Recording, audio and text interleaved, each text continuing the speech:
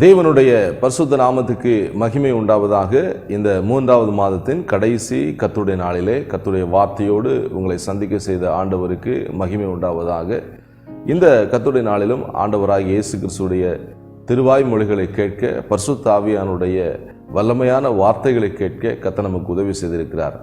நாம் ஆண்டவருடைய கரத்தில் பயன்படுகிற கனத்துக்குரிய பாத்திரங்கள். ஆண்டவர் தினந்தோறும் நம்மை பயன்படுத்த விரும்புகிறார். அந்த ஆண்டவர் நம்மை தினந்தோறும் பயன்படுத்த நாம் என்ன செய்ய வேண்டும் என்பதே இந்த நாளிலே கர்த்தர் நமக்கு செய்தியாக சொல்லியிருக்கிறார். அதற்குரிய வசனத்தை நான் உங்களுக்கு வாசிக்கிறேன். இந்த நாளின் செய்திக்கு ஆதாரமாக கர்த்தர் கொடுத்த வசனத்தை நான் உங்களுக்கு வாசிக்கிறேன். அப்போஸ்தலனாகிய பவுல் இளம் ஊழியனாகிய தீமோத்தேயுக்கு எழுதின 2ஆம் நிருபத்தில் உள்ள 20 மற்றும் 21 வசனங்களை நான் உங்களுக்கு வாசிக்கிறேன். 2 தீமோத்தேயு 2ஆம் அதிகாரம் 20 மற்றும் 21வது வசனத்தை உங்களுக்கு வாசிக்கிறேன். ஒரு பெரிய வீட்டிலே பொன்னும் வெள்ளியுமான பாத்திரங்களும் அல்லாமல் மரமும் மண்ணுமான பாத்திரங்களும் உண்டு. அவைகளில் சில கனத்துக்கும் சில கனவினத்துக்குமானவைகள். ஆகையால் ஒருவன் இவைகளை விட்டு தன்னை சுத்திகரித்து கொண்டால் அவன் பரிசுத்தமாக்கப்பட்டதும் எஜமானுக்கு உபயோகமானதுமான எந்த நற்கிரியைக்கும் ஆயத்தமாக்கப்பட்டதும் ஆயத்தமாக்கப்பட்டதுமான கனத்துக்குரிய பாத்திரமாய் இருப்பான். ஜெபம் செய்வோம். பரிசுத்த பிதாவே, இரக்கமுள்ள எங்கள் ஆண்டவரே, பரலோகத்தின் தெய்வமே, ஆசீர்வதிக்கப்பட்ட அருமையான இந்த நல்ல காலை நேரத்துக்காக ஸ்தோத்திரம். இந்த காலை வேளையிலே நம்முடைய திருவாய் மொழிகளை கேட்க எங்களை ஒன்றிணைத்த கிருபைக்காக ஸ்தோத்திரம். எங்களை நீர் கனத்துக்குரிய பாத்திரமாக தெரிந்து கொண்டிருக்கிறீர், அதற்காக உமக்கு ஸ்தோத்திரம். நீர் எங்களுக்கு கொடுத்த கனத்தை காப்பாற்றி உம்முடைய நாமத்துக்கு மகிமையை சேர்க்கிற கனமான ஊழியத்தை செய்ய எங்கள் எல்லாருக்கும் உதவி செய்யுங்கப்பா. இந்த வார்த்தைகளுக்கும் எங்களோடு பேசுங்க. பரிசுத்த ஆவியான மத்தியில் பலமாய் உம்முடைய தயவுள்ள சித்தத்தை ஆழமாய் நிறைவேற்றி உம்முடைய நாமத்தை மகிமைப்படுத்துங்க. இயேசுவின் நாமத்தில் வேண்டுகிறோம் பிதாவே, ஆமேன், ஆமேன். தேவனுடைய பரிசுத்த நாமத்துக்கு மகிமை உண்டாவதாக. இந்த காலவேளையிலே கர்த்தருடைய செய்திக்காக காத்திருந்த பொழுது கர்த்தர் கொடுத்த வார்த்தையை நான் பகிர்ந்து கொள்கிறேன். நம்ம எல்லாருக்கும் ஒரு எஜமான் உண்டு.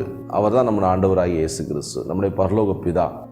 அந்த எஜமான் சேற்றிலே கிடந்த நம்மை தூக்கி எடுத்து அவருடைய பரிசுத்த இரத்தத்தினால கழுவி நம்முடைய பாவத்தெல்லாம் மன்னித்து உடைந்து போயிருந்த நம்முடைய வாழ்க்கையை இணைத்து இப்பொழுது அவருக்கு கனமான ஒரு பாத்திரமாக கர்த்தர் நம்மை வைத்திருக்கிறார்.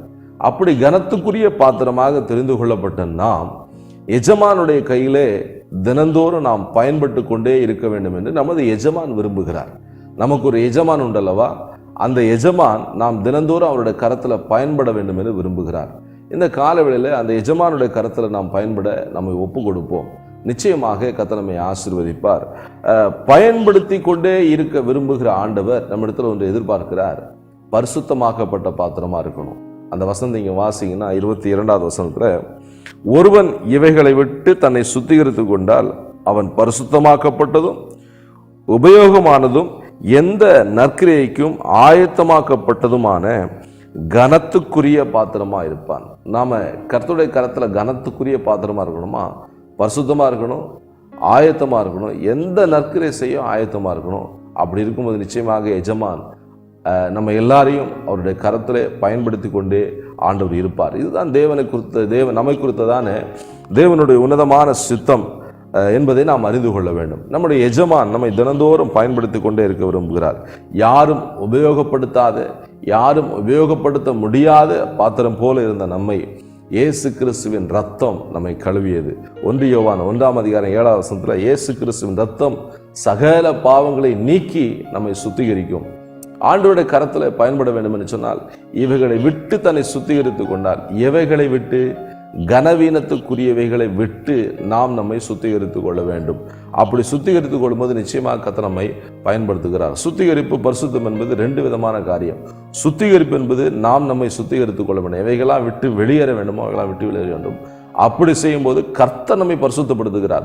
சுத்திகரிப்பும் பரிசுத்தமும் இணையும் போது நாம் கர்த்தருடைய கரத்தில் பயன்படுகிற பாத்திரமாக மாறிவிடுகிறோம்.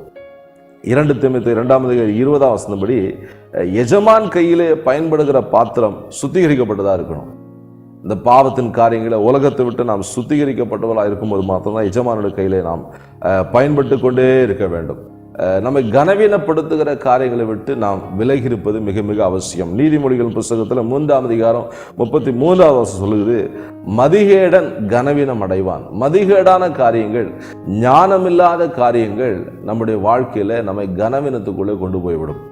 எஜமான் நம்மை கனத்துக்குரியவராக ஏற்படுத்தி வைத்திருக்கிறார். அவருடைய விலையேறப்பெற்ற கனத்துக்குரிய ரத்தம் நம்மை தகுதிப்படுத்தி நமக்கு ஒரு தேவனுடைய பிள்ளைங்க அந்தஸ்தை கொடுத்து நம்மை வைத்திருக்கிறது. இந்த மரியாதையை, இந்த கனத்தை நாம் காத்துக்கொள்வது எப்படி? அப்படி காத்துக்கொண்டால் மட்டும்தான் எஜமானுடைய கையில் நாம் தினந்தோறும் பயன்பட்டு கொண்டே இருக்க முடியும். எஜமான் கையில் பயன்படாத பாத்திரம் எதற்கும் உதவாது. நாம் அவருடைய வீட்டில் இருக்கிறோம், அவருடைய கரத்தில் தினந்தோறும் பயன்பட்டு கொண்டே இருக்க வேண்டும். நாம் பயன்படாத பாத்திரமாய் போய்விடாதபடி கர்த்தர் நம்மை காத்துக்கொள்வாராக. எஜமானுடைய கரத்தில் தினந்தோறும் பயன்படுவதற்கு நாம் என்ன செய்ய வேண்டும் என்பதை இந்த நாளிலே கர்த்தர் நம்மோடு பேச போகிறார். எஜமானுடைய கரத்தில் தினந்தோறும் நாம் பயன்பட்டு கொண்டே இருக்கிறதுக்கு முதலாவது செய்ய வேண்டிய முக்கியமான காரியம், அவருடைய கனத்துக்குரிய உடன்படிக்கையை கனத்துக்குரியதாகவே எண்ண வேண்டும். தேவனோடு நமக்கு உடன்படிக்கை இருக்கு அல்லவா, அந்த உடன்படிக்கையை நாம் கனத்துக்குரியதாகவே எண்ணிக்கொண்டிருக்க வேண்டும். சங்கீதம் 84ஆம் சங்கீதத்தில் 3வது வசனத்தில் சங்கீதக்காரர் அப்படியாக சொல்கிறார், என் ராஜாவும் என் தேவனுமாகிய ஆண்டவரே, சேனைகளின் கர்த்தாவே. ராஜாவும் அவருக்கு தான், தேவனும் அவருக்கு ஒரே ஆண்டவர் தான். தன் தேவனை அவர் தேவனாகவும் அழைக்கிறார், தன்னுடைய ஆளுகிற தன்னுடைய தேசத்தின் ராஜாவாகவும் அழைக்கிறார், தன்னுடைய வாழ்க்கையின் ராஜாவாக அவர் அழைக்கிறார். பிரியமானவர்களே, உங்களுக்கு யார் ராஜா? உங்களை வேறு யாராவது உங்களுக்கு ராஜாவாக இருக்கிறாங்களா? வேறு யாராவது உங்களுக்கு அடுத்து முடிவுகளை எடுக்கிறாங்களா? தேவன் தான் உங்களுக்குரிய முடிவுகளை எடுக்கிறாரா? பிரியமானவர்களே, நம்முடைய வாழ்க்கைக்கு அவர்தான் தேவன், அவர்தான் ராஜா. நம்முடைய வாழ்க்கைக்கு நாமே ராஜாவாக இருக்கிறது ஆண்டவர்களுடைய உடன்படிக்கைக்கு நாம் கொடுக்கிற கனம் அல்ல. தேவனோடு உள்ள உடன்படிக்கை நாம் கனத்துக்குரியதாக எண்ண வேண்டும். அவருக்கு நமக்கு உடன்படிக்கை இருக்கு. அவர் நம்முடைய தேவன், அவர்தான் நம்முடைய ராஜா. இந்த உடன்படிக்கை, இந்த உறவை நாம் கனத்துக்குரியதாக நினைக்கும் பொழுது நிச்சயமாக ஆண்டவருடைய கரத்தில் நாம் பயன்படுகிற கனத்துக்குரிய பாத்திரமாக இருப்போம். யோசுவாவின் புத்தகத்தில் 7ஆம் அதிகாரம் 15வது வசனம் நீங்க வாசிக்கும் போது அந்த இடத்துல ஆகான் என்பவன் தேவனோடு உடன்படிக்கையை அவன் அவமதித்து போட்டான். அந்த உடன்படிக்கை அவன் மதிக்கவே இல்லை. கர்த்தர் சொன்ன காரியத்தை அவன் மதிக்கவே இல்லை. தேவனோட உடன்படிக்கை என்று சொன்னால் என்ன? தேவனுடைய வார்த்தைக்கு நாம் கீழ்ப்படிவது, அவர் சொல்வதற்கு அப்படியே கீழ்ப்படிந்து நடப்பது தான் அந்த உடன்படிக்கையை கனப்படுத்துவதற்கு அர்த்தமாகும். அப்படி ஆண்டவரோட உடன்படிக்கை நாம் உண்மையாக கனப்படுத்துவோம் என்று சொன்னால் கர்த்தருடைய வசனத்துக்கு உண்மையாக கீழ்ப்படிவோம். தேவன் சொல்லுகிற காரியங்களுக்கு அந்த ஆகான் என்பவன் கீழ்ப்படியாதனாலே மிகப்பெரிய ஒரு அவமானம். இஸ்ரவேல் மக்கள் சத்துருக்களுக்கு முதுகை காட்டி ஓடினார்கள். அதனால மிகப்பெரிய தோல்வியை சந்தித்தார்கள். அந்த இடத்துல யோசுவா அவனோடு கூட இருக்கிற ஜனங்களும் கர்த்தருடைய பெட்டிக்கு முன்பாக புழுதியை தங்கள் மேலே வாரி போட்டுக்கொண்டு காலை துவங்கி சாயந்தரம் வரைக்கும் கர்த்தருடைய பெட்டிக்கு முன்பாக சாஷ்டாங்கமாக விழுந்து கிடக்கிறாங்க. எவ்வளவு மிகப்பெரிய ஒரு இக்கட்டான, நெருக்கடியான, ஒரு அவமானப்பட்ட ஒரு சூழ்நிலை. காரணம், தேவன் சொன்ன வார்த்தையை அவன் மதிக்கவில்லை. நீங்களும் நானும் கர்த்தர் சொல்லுகிற வார்த்தையை நாம கனப்படுத்தணும். கர்த்தரை கனப்படுத்துறதுனா என்ன? கர்த்தர் சொல்ற வார்த்தையை மதிக்கணும். அதுதான் கர்த்தரை கனப்படுத்துவது. அப்படி நாம் கர்த்தரை கனப்படுத்தும் போது மட்டும்தான் நிச்சயமாக நாம் கர்த்தருடைய கரத்தில் கனத்துக்குரிய பாத்திரமாக பயன்பட முடியும். இந்த உலகத்தில் கர்த்தர் நம்ம அதுக்கு தான் வச்சிருக்கிறார். கர்த்தருடைய கரத்தில் நாம் பயன்பட்டு கொண்டே இருக்க வேண்டும். பயன்படாத பாத்திரம் கர்த்தருக்கு எதுக்கு? தேவையில்லை, அவர் தூக்கி எறிந்து விடுவார். நாம் தூக்கி எறியப்படுவதற்காக அழைக்கப்படவில்லை, நாம் பயன்படும்படியாக அழைக்கப்பட்டிருக்கிறோம். நீங்கள் நானும் பயன்பட்டு கொண்டே இருக்க வேண்டும். கர்த்தர் அதை விரும்புகிறார். நாம் கர்த்தருடைய கரத்தில் பயன்படுவதற்கு நம்மோடு உள்ள கர்த்தருக்கு நமக்கு இடையில 3 முக்கியமான உடன்படிக்கை நான் உங்களுக்கு சொல்லியிருக்கிறேன். இருந்தாலும் மீண்டும் ஆவியானுடைய ஏவுதனால மீண்டும் அதை உங்களுக்கு நான் சொல்லுகிறேன். முதலாவது உடன்படிக்கை ஞானஸ்தானம். தண்ணீரை சாட்சியாக வைத்து மூழ்கி ஞானஸ்தானம் எடுப்பது கர்த்தருக்கும் நமக்கும் இடையே உள்ள முதலாவது உடன்படிக்கை. இரண்டாவது, இரத்தத்தை அடையாளமாக வைத்து கர்த்தருக்கு நமக்கும் இடையே உள்ள உடன்படிக்கை, இரத்தத்தினால உடன்படிக்கை, இயேசு கிறிஸ்துவின் இரத்தம். அதை நாம் நினைவுகூறும்படியாக ஒவ்வொரு மாதமும் முதல் வாரத்தில் திருவிருந்தில் பங்கெடுக்கிறோம். இது இரத்தத்தினால் ஆகிய உடன்படிக்கை. மூன்றாவது, அக்கினியினால் ஆகிய உடன்படிக்கை. அக்கினி அபிஷேகம், இது ஆண்டவரே நமக்கு கொடுக்கிற கிஃப்ட். ஆவியின் அபிஷேகம், இது ஒரு கர்த்தருக்கு நமக்கு இடையே உள்ள ஒரு உடன்படிக்கை. இந்த 3 உடன்படிக்கையில் நம்ம உண்மையாக இருக்கணும். அதை நாம் ஹானர் பண்ண வேண்டும், அதை நாம் கனப்படுத்த வேண்டும். அப்படி கனப்படுத்தும் போது மட்டும்தான் கர்த்தருடைய கரத்தில் நாம் கனத்துக்குரிய பாத்திரமா இருப்போம். இந்த உடன்படிக்கை மதிக்காதவங்க அவமானப்பட்டுக்கிட்டே இருப்பாங்க. இந்த உடன்படிக்கைக்கு துரோகம் பண்றவங்க அவமானப்பட்டுக்கிட்டே இருப்பாங்க. இன்னைக்கு ஏன் அவமானம்? ஏன் இன்னைக்கு நிந்தனை? சபைக்குள்ளேயே நிந்தனை. ஆண்டோட பிள்ளைய அவமானப்படுறாங்க, அசிங்கப்படுறாங்க. காரணம் என்ன? கர்த்தரோட உடன்படிக்கை அவங்க கனமா எண்ணலை. தேவனோட உடன்படிக்கை நாம் கனத்துக்குரியதாக எண்ணும்போது நிச்சயமாக கர்த்தர் நம்மை ஆசீர்வதிக்கிறார். யோசுவா 7ஆம் அதிகாரம் 11வது வசனத்தில் இஸ்ரவேலருக்கும் தேவனுக்கும் இஸ்ரவேலர் கூட தேவனோட உடன்படிக்கை மீறினாங்க. ஒரு மனிதனுடைய மீறுதனால முழு சபைக்கும் தோல்வி. ஒரு சபைக்குள்ள நீங்க போனீங்கன்னா, ஒரு ஐக்கியத்தை இருந்தீங்கன்னா, அங்க உள்ள ஐக்கியத்தை கனப்படுத்துங்க, தேவனுள்ள ஐக்கியத்தை கனப்படுத்துங்க, அதை கனமாக எண்ணுங்க, நிச்சயமா நீங்க ஆசீர்வதிக்கப்படுவீங்க. நிறைய பேர் சபையோட ஐக்கியத்தை கனமா நினைக்கிறது இல்லை. குறிப்பிட்ட நேரத்துக்கு வர்றது கிடையாது, கூப்பிட்ட கூட்டங்களுக்கு அழைக்கப்பட்ட கூட்டங்களுக்கு வர்றது கிடையாது. இப்படி தங்க இஷ்டமானபடி அவங்க உடன்படிக்கை அலட்சியம் பண்றதுனால கர்த்தர் அவங்களை அலட்சியம் பண்றார். இன்னைக்கு ஜெபங்கள் ஏன் கேட்கப்படவில்லை, விண்ணப்பங்களுக்கு ஏன் கர்த்தர் பதில் கொடுக்கவில்லை? நாம் கர்த்தரை அசட்டை பண்ணுகிறோம். வாரத்தில் ஒரு நாள் சல்யூட் அடிச்சுட்டு கொஞ்சம் காணிக்க போட்டு போனா கர்த்தரை உடன்படிக்கை நம்ம மதிக்கிறோமா? நோ. கர்த்தரிடத்துல தினந்தோறும் அன்பு கூறணும், சபையின் ஐக்கியத்தை மதிக்கணும். சபைக்குள்ள கர்த்தர் வைத்திருக்காருன்னா அந்த ஐக்கியத்தை நீங்க ஹானர் பண்ணணும், அதை மதிக்கணும். சொந்தக்காரங்க கூப்பிட்டா நம்ம உடனே மதிச்சு போறோம் இல்லையா? வீடு தேடி பத்திரிக்கை வச்சுட்டாங்க, நாங்க கண்டிப்பா ஞாயிற்றுக்கிழமை ஆராதனை வெட்டிட்டு போய் தான் ஆகணும், அதை கனப்படுத்துறோமே. கர்த்தரோட உடன்படிக்கை நம்ம கனப்படுத்துறோமா? அது ஒரு நாள் வேலை. அவன் ஒரு நாள் கனப்படுத்துவான், மறுநாள் உங்களை அசிங்கப்படுத்துவான். பிரியமானவர்களே, கர்த்தர் நம்மை அசிங்கப்படுத்துகிற தேவன் அல்ல, அவமானப்படுத்துகிற தேவன் அல்ல. கர்த்தர் நம்மை கனப்படுத்துகிற தேவன். அவரோட உடன்படிக்கை நாம் கனமாக எண்ணுவோம், நிச்சயமாக கர்த்தர் உங்களை ஆசீர்வதிப்பார். இரண்டாவதாக, நாம் எப்படி கர்த்தரிடத்திலே கனமாக நடந்து கொள்ள வேண்டும் என்பதை நாம் வாசிக்கும் பொழுது, யாக்கோபின் புஸ்தகம் 5ஆம் அதிகாரம் 20வது வசனம் நீங்க வாசிங்கன்னா, மற்றவருடைய பாவத்தை மறைக்கிறவர்களாக நாம் இருக்க வேண்டும். திரளான பாவங்களை மூடுகிறவர்களாக நாம் இருக்க வேண்டும். ரட்சிக்க ஜனங்கள் ரட்சிப்புக்கு நேரம் நடத்தவனா இருக்கணும். மற்றவங்களுடைய பாவத்தை நிர்வாணத்தை மற்றவங்க கிட்ட போய் சொல்லிட்டு இருக்கிறதுனால எந்த பிரயோஜனம் இல்லை. அதனால நீங்க கனவீனம் அடைவீங்க. மற்றவர்களை நாம் கனவீனப்படுத்த வேண்டும் என்று நினைத்தால் நாம் கனவீனம் அடைவோம். மற்றவருடைய பாவங்களை மூடுவதில் நாம் அந்த வேலையை செய்யணும். மற்றவருடைய பாவத்தை நிர்வாணப்படுத்தி மற்றவர்களை அவமானப்படுத்துவதனால நீங்களும் அவமானப்படுவீங்க. நம்ம அப்படிப்பட்ட காரியங்களை செய்யக்கூடாது. ஆண்டவருடைய பிள்ளைங்க, நம்ம கனத்துக்குரிய பாத்திரமா கர்த்தர் நம்மை தெரிந்தெடுத்திருக்கிறார். மற்றவருடைய அவமானத்தை மூடுவது தான் நம்முடைய வேலை. மற்றவர்களை அவமானப்படுத்தி பார்ப்பது நம்முடைய வேலை அல்ல. மத்தேயு எழுதின சுவிசேஷம் 1ஆம் அதிகாரம் 19ஆம் வசனத்தில் யோசேப்பு அப்படிங்கிறதான நீதிமான் மரியாளை, தனக்கு நியமிக்கப்பட்ட மரியாளை அவமானப்படுத்த மனதில்லாமல், நீதிமான் மற்றவர்களை அவமானப்படுத்த மாட்டான். அவமானப்படுத்துவது நம்முடைய வேலை அல்ல. அவமானப்படுத்தும்படி கர்த்தர் நம்மை அழைக்கவில்லை. நாம் கர்த்தருக்காக உண்மையாய் நிற்கும்படியாக, தேவனுடைய சமூகத்தில் கர்த்தருக்காக மற்றவர்களை பரிந்து பேசும்படியாக அழைக்கப்பட்டிருக்கிறோம். அப்படிப்பட்ட ஊழியத்தை தான் கர்த்தர் நமக்கு கொடுத்திருக்கிறார். இயேசு யாரையும் அவமானப்படுத்தலை. இயேசு நம்முடைய பாவத்தெல்லாம் மூடுறார். இயேசு நம்முடைய பாவத்தெல்லாம் மன்னித்து அவைகளை சமுத்திரத்தின் ஆழத்தில் எரிந்து போடுகிறார். கிழக்குக்கும் மேற்குக்கு எவ்வளவு தூரமோ அவ்வளவு தூரமா நம்முடைய பாவங்களை நம்ம விட்டு ஆண்டவர் அகற்றி விட்டார். இவ்வளவு பெரிய வேலையை கர்த்தர் நமக்கு செஞ்சிருக்கிறாரு. நம்ம பாவத்தெல்லாம் மன்னிச்சிருக்கிறாரு. நம்ம இன்னொருத்தன் பாவத்தை நம்ம பட்டியல் போட்டு பேசவா கர்த்தர் நம்ம அழைத்திருக்கு? அது நம்முடைய வேலை அல்ல. அது கிறிஸ்துவனுடைய சுவாபம் அல்ல. மன்னித்து மறப்பது தான் கிறிஸ்துவின் சுவாபம். பிரியமானவர்களே, நாம் கர்த்தருடைய கருத்தில் கனமான பாத்திரமாக பயன்பட வேண்டும் என்று சொன்னால் மற்றவருடைய நிர்வாணங்களை நாம் மூடுகிறவர்களா இருக்கணும். அட்லீஸ்ட் மூடாட்டாலும் பரவாயில்ல, அதை திறந்து காமிக்காம இருங்க. மற்றவங்களுடைய அவமானத்தை நம்ம திறந்து மற்றவங்கள்ட்ட கடை போட்டு காமிக்கணும் அவசியம் கிடையாது. அது நம்முடைய வேலை கிடையாது. அது கிறிஸ்துவனுடைய தன்மை அல்ல. கர்த்தருடைய கருத்தில் கனத்துக்குரிய பாத்திரமா இருக்க விரும்புகிறவர்கள், கர்த்தருடைய கருத்தில் பயன்பட்டு கொண்டே இருக்க வேண்டும் என்று விரும்புகிறவர்கள் அதை செய்ய மாட்டாங்க. நாம் அதை செய்ய வேண்டாம். தயவுசெய்து அப்படிப்பட்ட காரியங்களை உங்களை விட்டு நீங்கள் அதை நீக்கி போடுங்க. கர்த்தர் உங்களை ஆசீர்வதிப்பார். நம்முடைய அக்கிரமத்தையும் நம்முடைய பாவத்தையும் அவர் நினையாதிருக்கிறார். எரேமியா 31ஆம் அதிகாரம் 34வது வசனத்தில் வாசிங்க. தேவன் நம்முடைய அக்கிரமத்தையும் பாவத்தையும் அவர் நினைக்கவில்லை, அவர் மறந்துடுறார். மன்னித்து மறக்கிற ஒரே தெய்வம் நம்முடைய ஆண்டவராகிய இயேசு தான். ஆண்டவர் மன்னிச்சிட்டார்னா மறந்துடுவார். அதை குறித்து ஞாபகமே வைக்க மாட்டார். பிசாசு தான் ஞாபகப்படுத்திடுவான், பழைய பாவத்தெல்லாம் ஞாபகப்படுத்திட்டே இருப்பான். அது கிடையாது ஆண்டவருடைய சுவாபம். ஆண்டவர் மன்னித்து மறக்கும். நாமும் கூட மற்றவருடைய பழைய பாவத்தை மன்னிச்சிங்க, மறந்துடுங்க, விட்டுருங்க, வேண்டாம். நம்ம பூரணத்தை நோக்கி போகிற ஆட்கள், பரலோகத்தை நோக்கி போக வேண்டும். அதனால் நாம் மன்னிப்பதில் கவனமாக இருக்கணும்.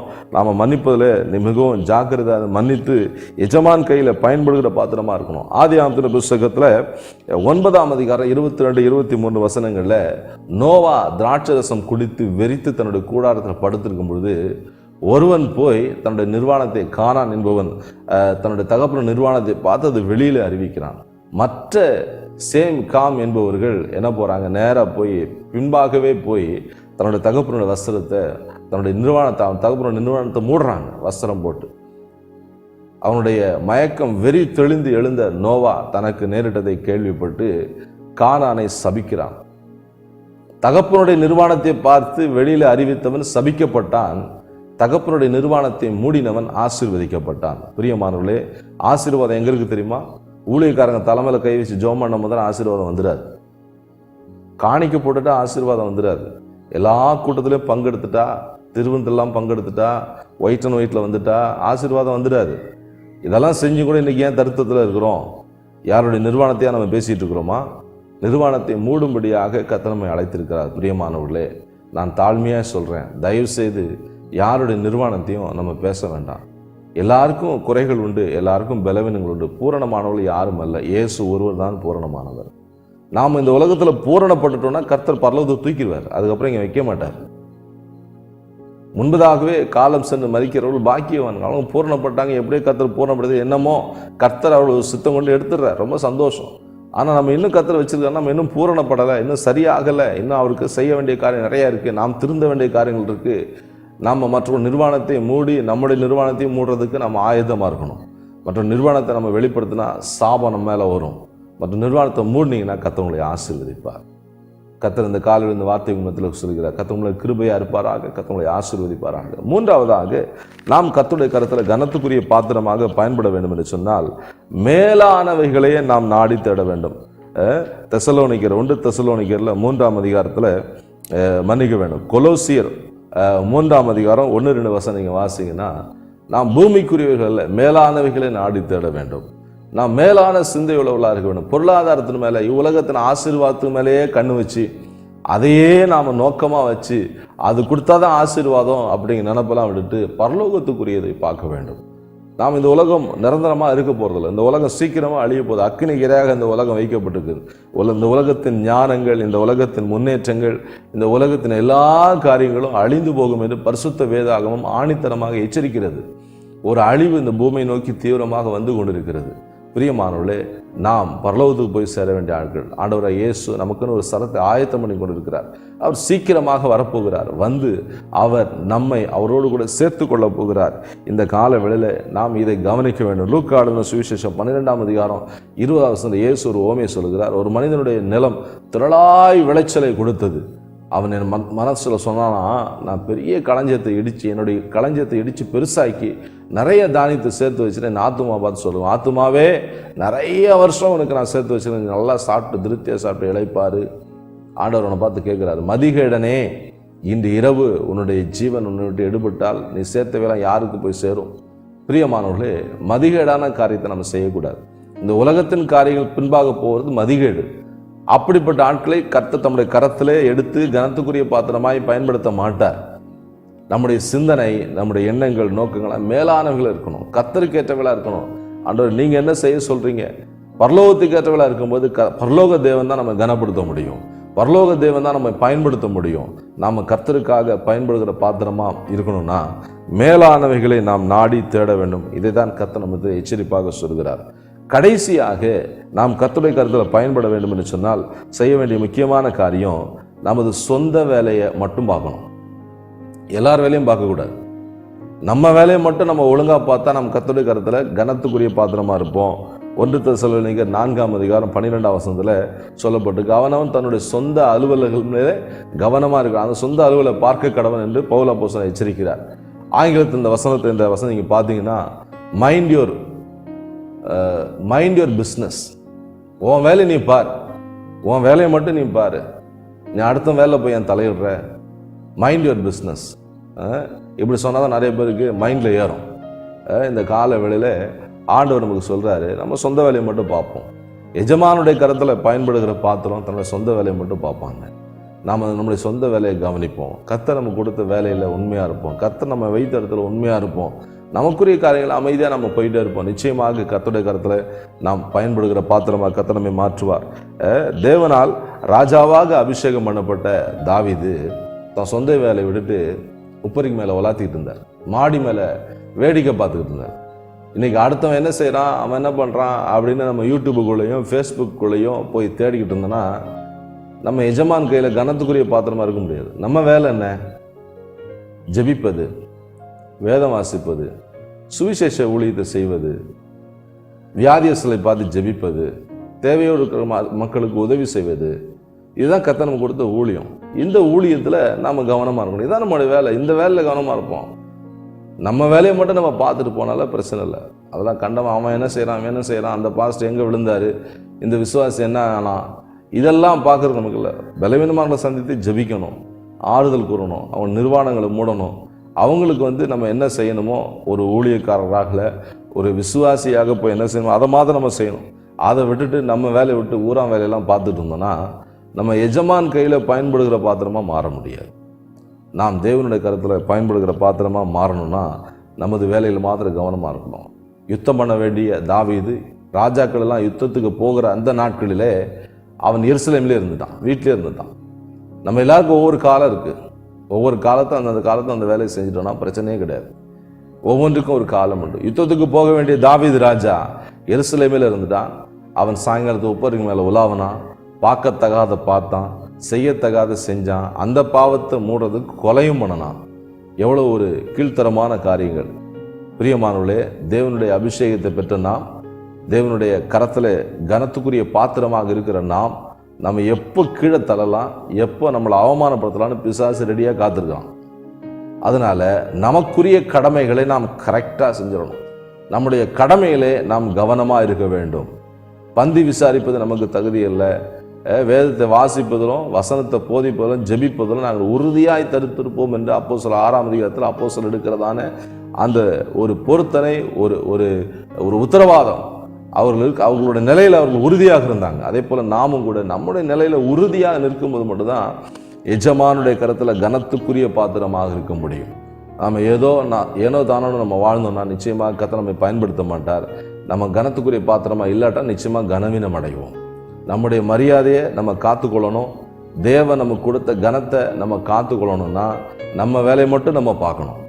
நிச்சயமாக கர்த்தர் நம்மை ஆசீர்வதிப்பார், கர்த்தர் நம்மை நடத்துவார். நமது கடமை என்ன? முழங்கால் யுத்தம் செய்வது. அழிந்து போகிற ஆத்துமாக்களுக்காக திறப்பில் நின்று அழுவது தான் நம்முடைய கடமை. கொஞ்ச நேரம் கிடைச்சாலும் ஜெபிங்க, கொஞ்ச நேரம் கிடைச்சாலும் உங்களுடைய வேதத்தை எடுத்து வாசிங்க, ஆவிக்குரிய புஸ்தகங்களை வாசிங்க. உங்கள் நேரத்தை ஆண்டவருக்கு அடுத்து தான் நீங்கள் செலவழிங்க. இந்த லெந்து நாட்களில் அநேகர் உபவாசம் இருக்கிறீங்க, ரொம்ப சந்தோஷம். இயேசு கிறிஸ்துவ பாடு மரணங்களை நீங்கள் தியானிக்கிறீங்க. இதுவே உங்கள் வாழ்க்கையாக மாற்றுங்க.